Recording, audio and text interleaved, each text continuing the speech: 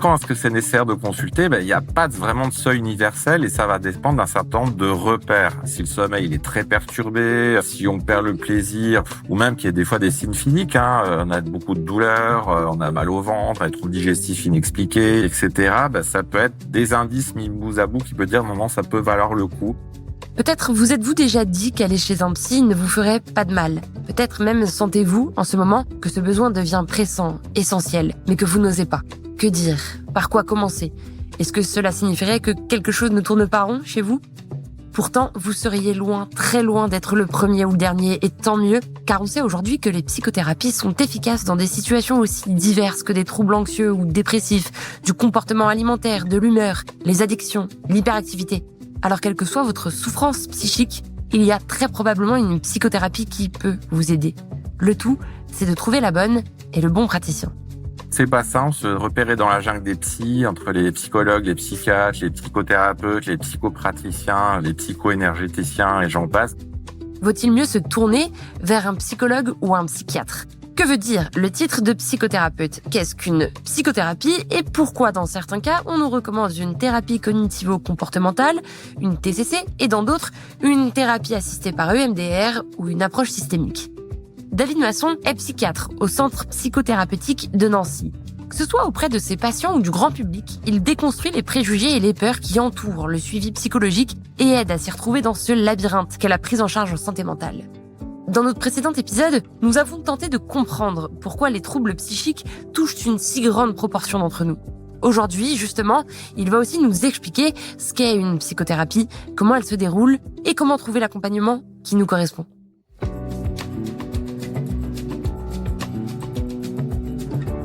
Je suis Margot Brunet, journaliste à Cerveau et Psycho. Bienvenue dans Braincast, notre podcast dans lequel des scientifiques vous parlent de ce qui se passe dans leur tête, mais aussi dans la vôtre. Pour ce nouvel épisode, on est donc avec David Masson et on parle de psychothérapie. Alors, David Masson, à quel moment on doit se dire qu'il peut être pertinent d'aller voir un psychologue? Il faut déjà avoir en tête quelque chose, c'est que la souffrance psychique, de manière générale, fait partie de nos vies. On a des jours où on est plus ou moins en forme, où le moral est plus ou moins bon, des moments d'anxiété, des moments de stress, des moments de colère, etc. Tout n'est pas à être psychologisé, médicalisé. De ce fait, quand est-ce que c'est nécessaire de consulter? Il n'y a pas vraiment de seuil universel et ça va dépendre d'un certain nombre de repères et qui, mis ensemble, peut faire à un moment donné, ça peut valoir le coup. Alors, les différents repères qu'on peut trouver, c'est par exemple déjà la souffrance psychique et l'intensité de cette souffrance psychique. Alors quand on parle de souffrance, on parle d'anxiété, ça peut être de la tristesse, ça peut être des ruminations, ça peut être des difficultés interpersonnelles, relationnelles, professionnelles, etc. Vraiment, ce qu'il va faire, c'est la question de son intensité, de sa durée. Est-ce que ça fait plusieurs jours, plusieurs semaines, plusieurs mois que ça dure, qu'il y a une rupture avec la situation de la personne auparavant? Et surtout aussi, est-ce que ça a un impact dans le quotidien? Est-ce que ça a un impact sur le travail? Est-ce que ça a un impact dans la vie sociale? Est-ce que ça a un impact sur la vie familiale ou sur la réalisation de ce qu'on appelle les actes de la vie quotidienne? S'habiller, sortir, se doucher, manger, s'occuper, etc. Important aussi, c'est qu'il faut pas forcément besoin d'attendre d'être complètement au fond du trou. S'il y a beaucoup d'irritabilité, si le sommeil il est très perturbé, si on perd du goût, perd le plaisir, ou même qu'il y a des fois des signes physiques, on a beaucoup de douleurs, on a mal au ventre, des troubles digestifs inexpliqués, etc. Ça peut être des indices mis bout à bout qui peut dire non, ça peut valoir le coup. Je dirais un des points, ça nécessite de consulter de manière importante si là vous avez des idées suicidaires. Si là effectivement vous envisagez, finalement la seule solution c'est peut-être de mourir, ça c'est clairement quelque chose qui nécessite de consulter et de manière assez rapide et de solliciter les services d'urgence, notamment le 3114 appel, ça on peut y accéder partout en France ou le 15. On dit beaucoup que ce qui doit nous amener vers la consultation, c'est lorsqu'on se rend compte que notre état psychique, peut-être même notre détresse psychique, a un impact important sur notre vie quotidienne. Or, il peut aussi arriver dans une situation de détresse qu'on ait du mal à le reconnaître et que du coup, on fasse en sorte de continuer ses activités quotidiennes justement pour se dire qu'on y arrive et que ça va pas si mal, puisque regarde, je continue à aller au travail, je continue à avoir des amis, etc. Est-ce qu'il y aurait du coup quelques petits exemples de schémas de pensée ou de moments de détresse, de situations de détresse qui peuvent nous alerter un petit peu sur le fait que peut-être ça ne va pas très bien? Ouais, déjà j'en parlais tout à l'heure, c'est la question de l'irritabilité globale. On est à fleur de peau, on réagit trop intensément et avec un prisme du négatif. rien ne va, il y a cette petite chose qui va pas, mais en fait, c'est le signe que tout va mal. Ça, c'est un point souvent important. Gérer l'aspect aussi où on va être dans quelque chose de forme de cynisme. Je fais ça, mais ça sert à quoi? Quel sens ça a? Pourquoi faire tout ça? Qu'est-ce que ça m'amène, etc. Un petit peu de difficulté de projection dans l'avenir, de sens général de ce qu'on fait, de la vie. Ça peut être aussi la dissociation, quoi. C'est-à-dire, on est là, mais on n'est pas là. Enfin, on dit, comment s'est passée la journée? Je sais plus. J'ai fait tout de manière automatique, mais j'ai été déconnecté de manière très courante. Et puis, le sommeil très perturbé, de la fatigue qui va s'accumuler en même temps, qui font que, oui, on peut peut-être effectivement fonctionner, mais à quel prix, quoi? Avec quelle énergie? C'est ça aussi qui peut être des signes. C'est donc l'intensité de la souffrance psychique qui doit nous alerter. Nous ressentons tous parfois de l'anxiété, de la tristesse, des difficultés dans nos relations avec autrui. Il nous arrive aussi de ruminer.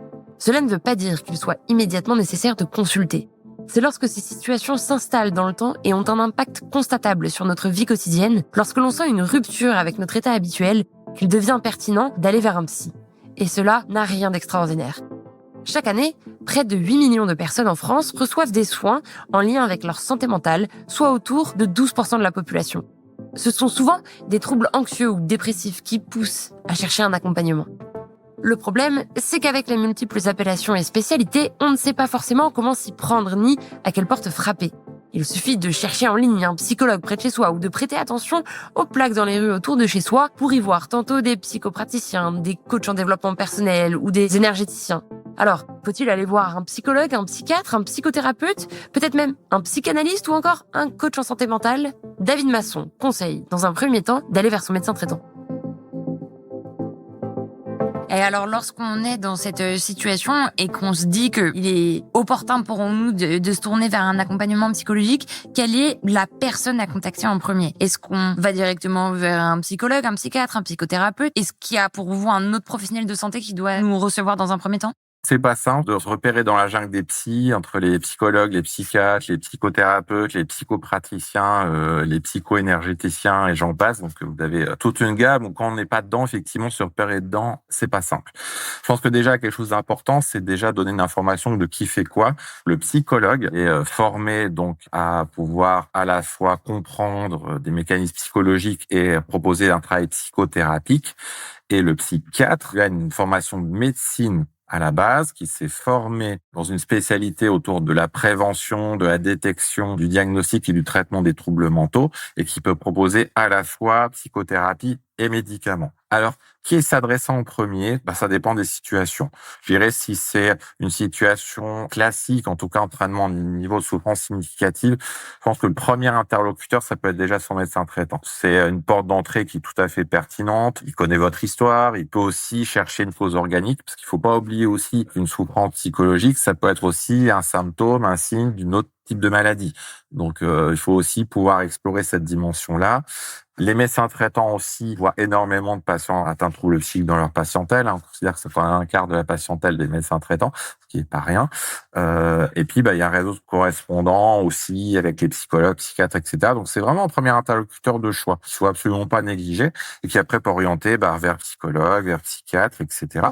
Mais donc on peut aussi, si on préfère, et d'ailleurs si on n'a pas de médecin traitant, ce qui est en fait le cas d'une immense partie de la population, aller directement vers un psychologue ou vers un psychiatre qui donc est également un médecin. On peut aussi accéder directement à un psychologue. Il y a différents dispositifs. Alors, il y a le dispositif Mon Psy en France qui amène une approche intéressante, même si elle est très insuffisante et assez controversée, il faut le dire.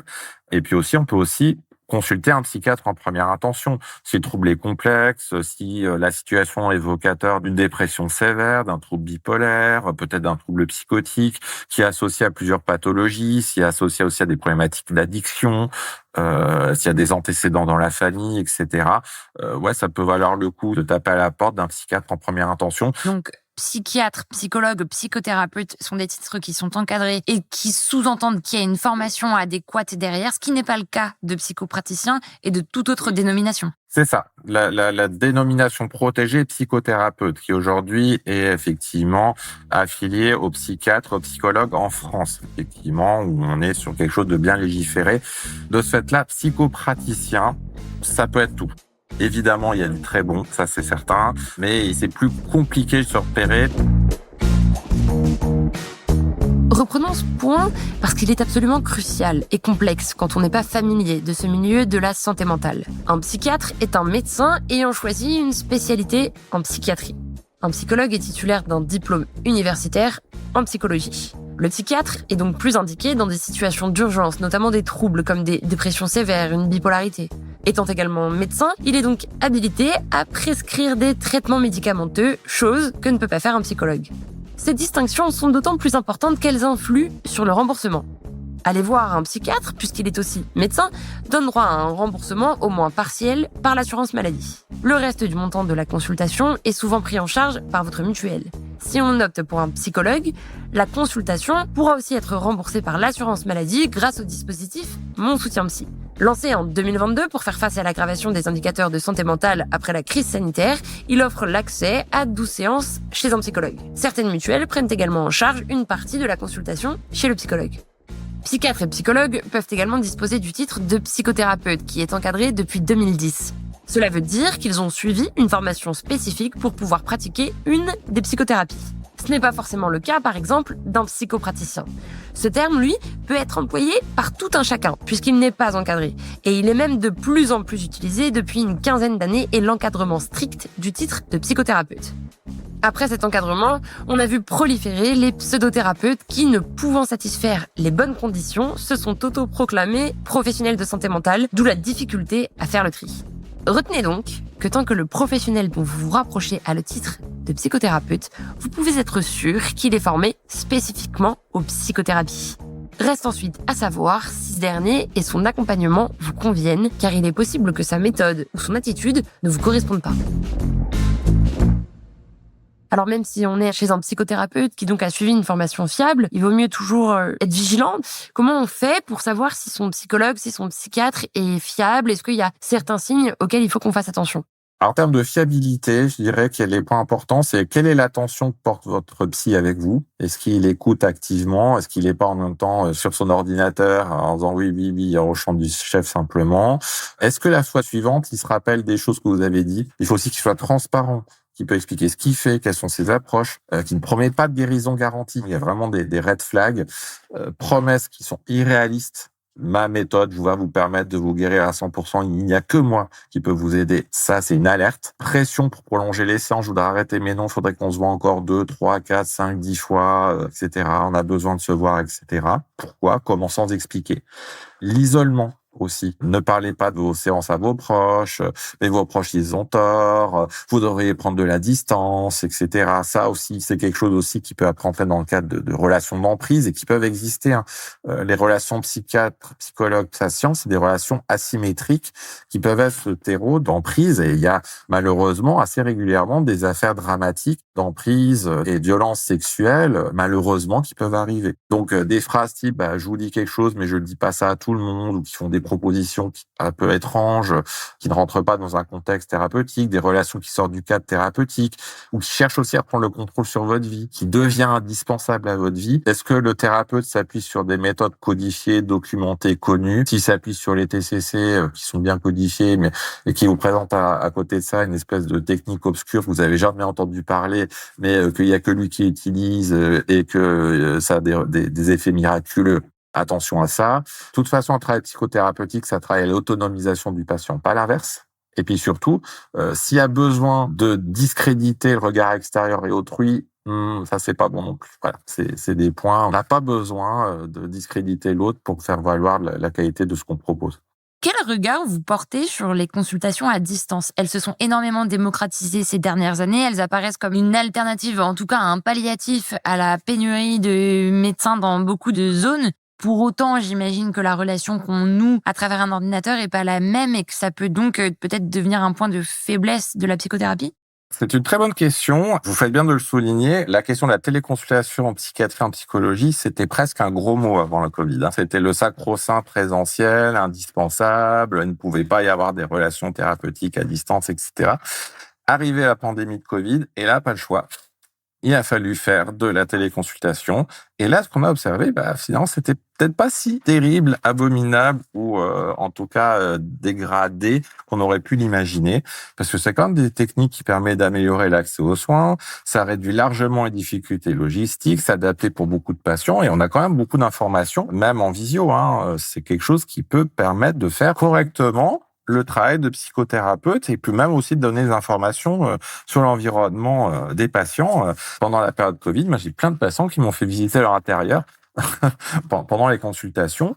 Et il y en a d'autres aussi qui travaillaient par la suite, après les confinements, à la place de prendre une demi-journée pour venir en consultation, on prenait un quart d'heure de consultation pendant une pause au niveau du travail et qu'il fallait gagner un temps considérable aux personnes concernées. Alors, ça ne peut pas répondre à tout. Si vous êtes quelqu'un en état de crise suicidaire, par exemple, la téléconsultation, elle a ses limites, elle va impliquer d'autres interventions. Mais par exemple, je suis une autre patiente qui a déménagé à Lyon depuis 2 ans. Le suivi continue en distanciel une fois par mois, en téléphone ou en téléconsultation, et on se voit à peu près une fois par an, et ça fonctionne très très bien. Est-ce qu'il n'y a pas certaines psychothérapies pour lesquelles quand même cette consultation à distance va devenir complexe? Prenons l'exemple des thérapies, par exemple, familiales. Est-ce que dans ce cas-là, il n'y a pas aussi un bénéfice au fait de se retrouver à plusieurs devant le thérapeute? C'est vrai que les thérapies de groupe font partie des limites aussi, je trouve, dans l'aspect de la consultation à distance, parce que là, ça implique quand même une logistique plus importante. Et les interactions entre un système, quand on est à écran interposé, c'est vraiment pas les situations les plus simples. Qu'est-ce qu'il faut, selon vous, penser d'approches alternatives comme la musicothérapie, l'art-thérapie? Je ne vais pas en citer d'autres, mais il pourrait y avoir aujourd'hui des dizaines de dénominations qui vont venir devant thérapie et dans lesquelles on a l'impression qu'il y a un peu à boire et à manger. Oui, effectivement. Alors, on peut avoir à peu près tout, n'importe quoi thérapie aujourd'hui. On peut avoir cuisine-thérapie, ciné-thérapie, tout ce que l'on veut. La musicothérapie, l'art-thérapie, c'est quelque chose qui est bien borné quand même et qui existe. Déjà, il faut savoir ce que la thérapie en question, quoi qu'on mette devant en acronyme, est-ce que ça existe ou pas? Qu'est-ce qu'on appelle thérapie? Ça sert à quoi, etc. Alors, en psychiatrie, on utilise des approches complémentaires et je crois qu'il n'y a pas lieu non plus d'en avoir honte. Et au contraire, ça fait partie des modalités de médiation. La musicothérapie, l'art-thérapie spécifiquement, on l'utilise par exemple dans nos services. C'est des axes qui peuvent être utilisés en réhabilitation psychosociale. Par exemple, la musicothérapie, on peut l'utiliser si c'est quelque chose qu'utilise le patient sur l'entraînement cognitif, par exemple. Pouvoir apprendre une gamme, pouvoir suivre un rythme, etc. C'est quelque chose qui peut être utilisé en termes de stimulation cognitive, par exemple, ou de pouvoir aussi être utilisé pour pouvoir ressentir du plaisir ou de l'émotion sur telle ou telle musique qui va provoquer telle ou telle émotion. Ça peut être aussi l'entraînement des habiletés sociales, le lien avec les autres, d'échanges autour de telle ou telle situation, ou de restaurer l'estime de soi. Ça peut contribuer au rétablissement, mais clairement, on n'est pas sur de l'indication de première ligne. On est sur du complémentaire. David Masson conseille donc de vérifier, avant d'aller vers un thérapeute, si ce dernier s'appuie sur des méthodes codifiées, documentées, connues, notamment des TCC, des thérapies cognitivo-comportementales. Faisons le point. Il existe plusieurs approches en psychothérapie. Elles répondent à des besoins, des situations différentes et leur efficacité est plus ou moins démontrée. Les TCC, par exemple, bénéficient d'un très haut niveau de preuve. Elles visent à modifier les schémas de pensée et sont efficaces pour les troubles anxieux, les insomnies ou encore les crises d'angoisse. En cas de troubles de stress post-traumatique, l'approche dite EMDR sera dans bien des cas plus appropriée. Si le mal-être s'enracine dans la vie de famille, une approche systémique peut être la bonne solution.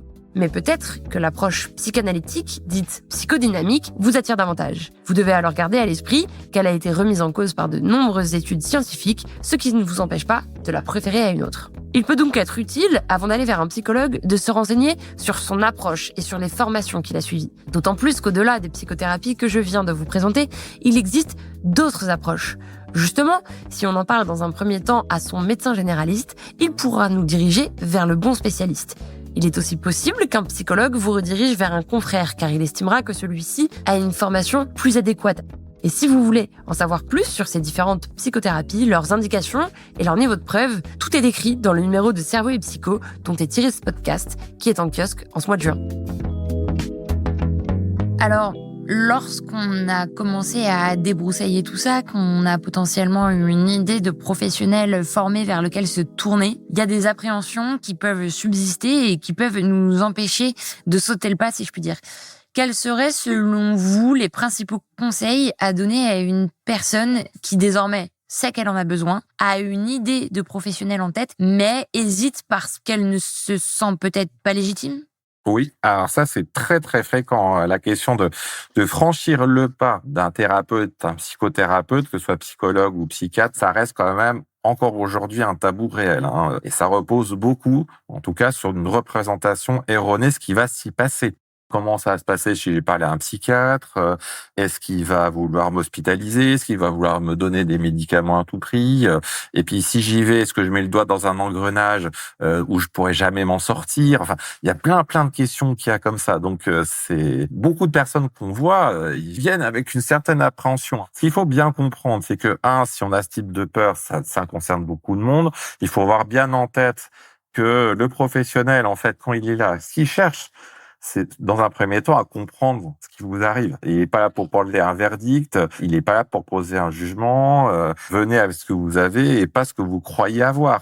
Et donc, vous allez amener ces choses-là qui vont amener à pouvoir travailler ensemble. Ça peut être aussi nommer les craintes en elles-mêmes. Quelque chose qui est absolument indispensable, c'est de donner le temps de créer une rencontre de qualité. C'est le premier pas vers l'alliance thérapeutique. Il y a un temps nécessaire pour une rencontre. De toute façon, un thérapeute et un patient, à la base, c'est une rencontre entre deux humains, avec tout ce que ça représente. Des fois, ça passe, des fois, ça passe pas, pour tout un tas de raisons qu'on explique et des fois pas du tout.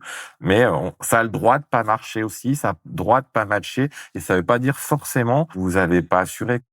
Est-ce que vous pourriez nous expliquer comment se déroule une première consultation et comment on peut la rendre moins impressionnante pour des personnes pour qui ce serait la première fois, la première consultation et qui savent pas vraiment comment ça se passe, qui ont peur de ne pas être à l'aise? Déjà, peut-être dire dans un premier temps, généralement, dans la majorité des cas, c'est un non-événement. On invite la personne qui vient nous voir à s'exprimer, à expliquer ce qui l'amène, avec ses mots à lui, quelles sont ses attentes, quels sont ses souhaits, etc. Parce qu'on n'est pas télépathe, hein, on n'a pas de super pouvoir et on ne dit pas dans l'esprit des gens. Ça aussi, des fois, on est obligé de le dire aussi.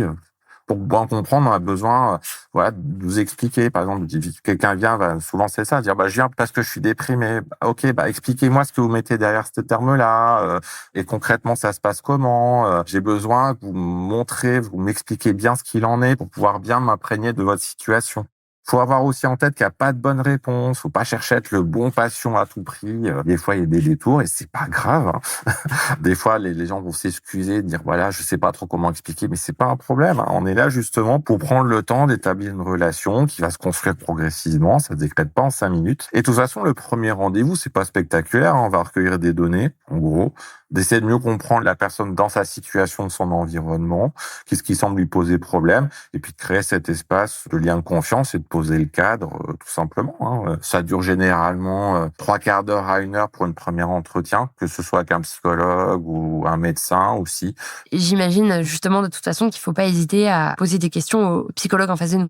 Ah ouais, ça c'est très très important. Il faut absolument que l'espace de la consultation, pas que la première, les suivantes, il faut que ce soit un espace de questions ouvertes. Il n'y a pas de mauvaises questions. Il faut demander des explications. Notre boulot, c'est d'expliquer. Donc, si on utilise à un moment des termes techniques, si on va proposer peut-être un traitement médicamenteux, notre rôle, c'est d'expliquer pourquoi on le donne, quel effet on en attend, quels sont les effets indésirables, évidemment, et puis si la personne, elle est OK ou pas. Il faut aussi respecter cette temporalité et des questions aussi qui peuvent être inhérentes aussi au fait de prise de traitement. Donc, c'est hyper important. Et puis, les questions aussi, c'est une manière aussi de challenger le professionnel, hein. Enfin, il y a des questions très importantes à poser, hein. Ça va durer combien de temps? On va se voir à quelle fréquence? C'est à quel rythme? C'est quoi les objectifs du suivi? Est-ce que ça va s'arrêter un jour ou pas? Puis aussi même la question des tarifs. Il faut aussi que ce soit en libéral, il faut que ce soit extrêmement transparent par rapport aux honoraires, par rapport à la disponibilité, etc.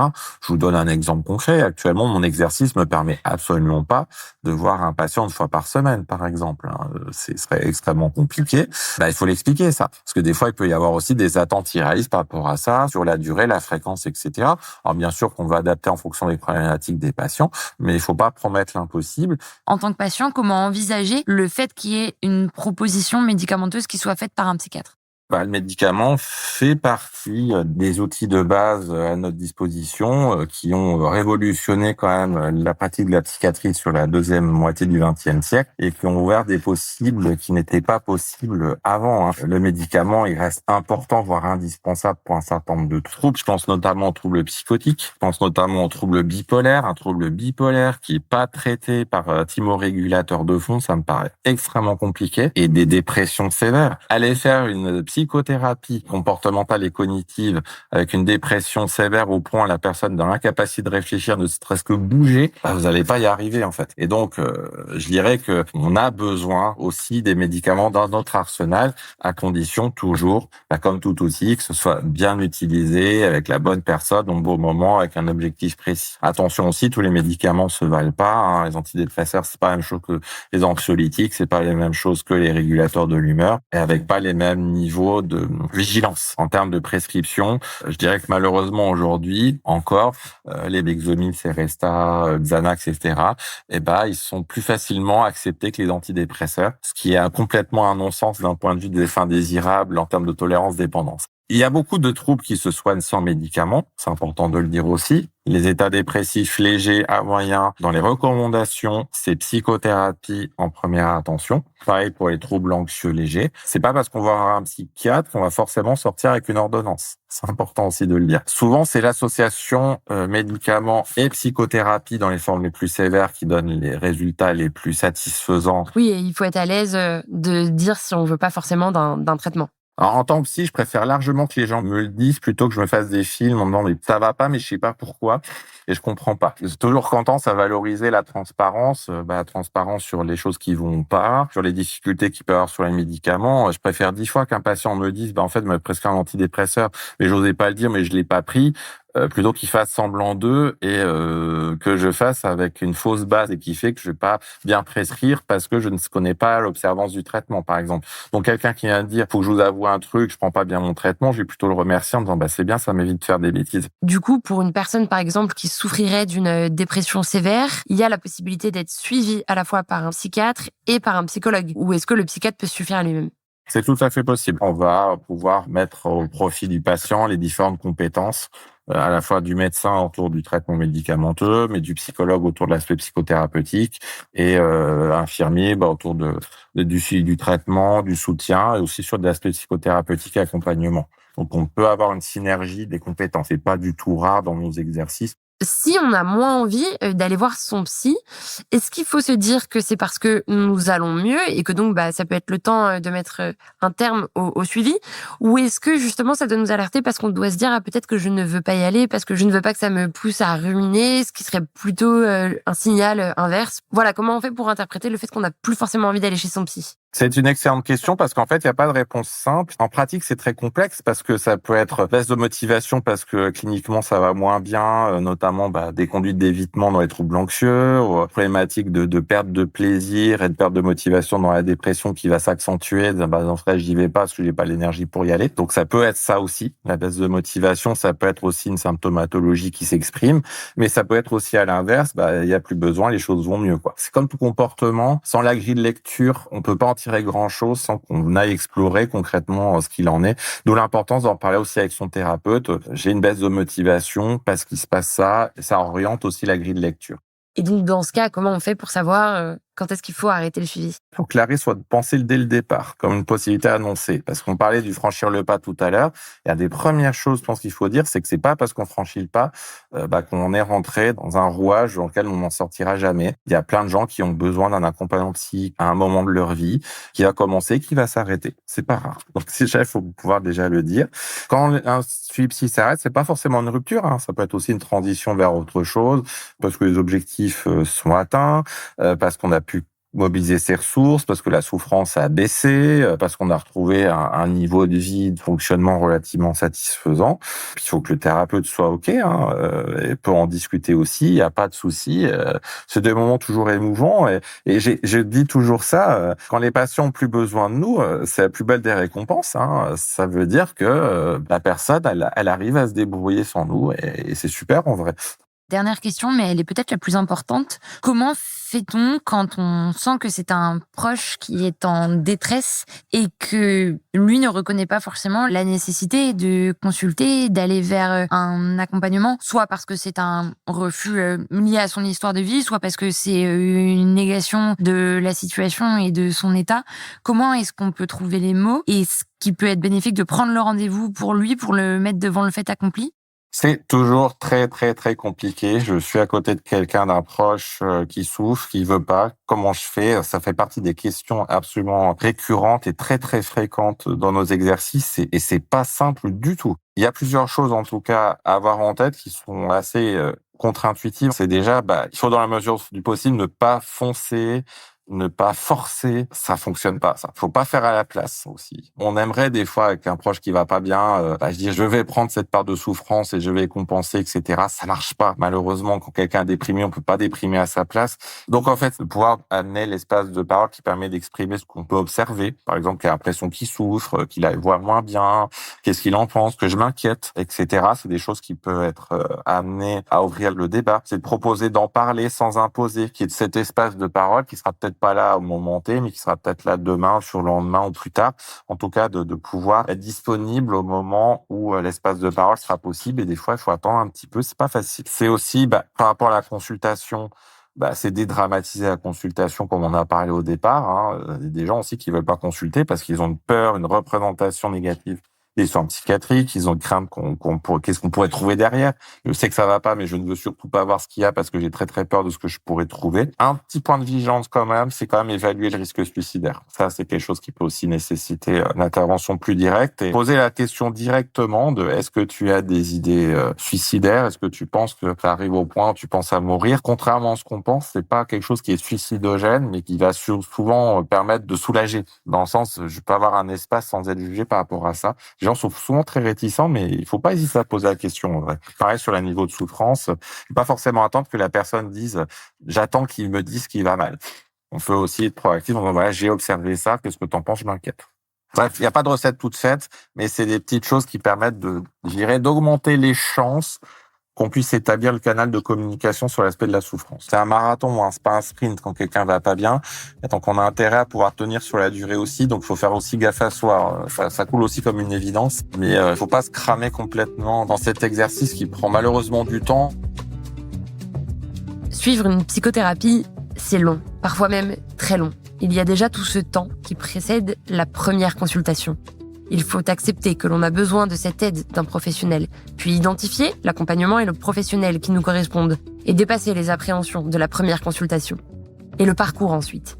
Que ce soit pour une thérapie cognitivo-comportementale, une approche systémique ou une thérapie assistée par EMDR, l'un des facteurs essentiels à l'apaisement de la souffrance est la régularité et le suivi sur le temps long des séances. La plupart des suivis durent autour d'1 an et l'état des patients s'améliore au fil des séances. Mais si votre accompagnement dépasse cette durée, cela ne veut pas dire pour autant que vous êtes dans une impasse. Il est d'ailleurs aussi possible que le suivi soit décousu, avec des périodes de séances régulières et d'autres pendant lesquelles celles-ci vont s'espacer, voire devenir des séances de soutien bien plus irrégulières. Ce qu'il faut surtout avoir à l'esprit, c'est que si une psychothérapie est longue, c'est surtout parce que ses bénéfices, justement, s'inscrivent, eux, sur la durée. Les études montrent que dans bien des cas, après une psychothérapie, les symptômes psychiques, l'anxiété, sont réduits durablement. Parce que l'on apprend à composer avec, à comprendre ce qui provoque l'angoisse, la détresse, à identifier des béquilles qui nous aideront à les supporter. David Masson compare ce parcours à l'ascension d'un sommet que l'on voudrait atteindre en vélo. La pente, c'est la souffrance que vous voulez laisser derrière vous. Le psychothérapeute, c'est la personne qui va la gravir à vos côtés, vous apprendre à appréhender les virages, vérifier vos freins. Il ne fera pas l'effort à votre place, mais vous montrera comment dépasser les obstacles. Le médicament qu'il vous proposera peut-être est une sorte d'assistance électrique. Elle vous soulage, mais ne suffira pas à arriver en haut, et il faudra malgré tout pédaler. Et au bout de cette route, vous pourrez continuer seul.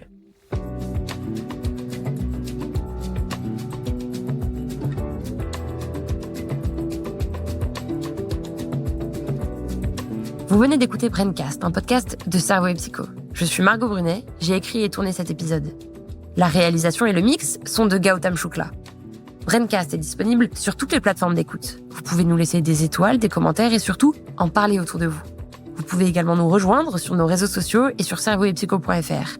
Et pour ne rien manquer, vous pouvez surtout vous abonner à ce podcast et à notre magazine. On se donne rendez-vous dans 15 jours pour notre prochain épisode.